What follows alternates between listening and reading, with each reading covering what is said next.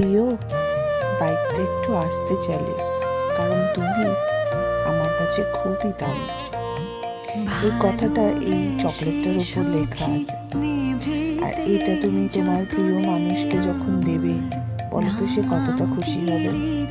সব থেকে বড় কথা, কারোর প্রতি তোমার যে ভালোবাসাটা রয়েছে সেটাকে প্রকাশ করার একটা মিষ্টি পদ্ধতি, সাথে একটা মিষ্টি চকলেট, তার উপরে এই কথাটা লেখা, আর একটা বাইকের মডেলেও চকলেট দেওয়া রয়েছে।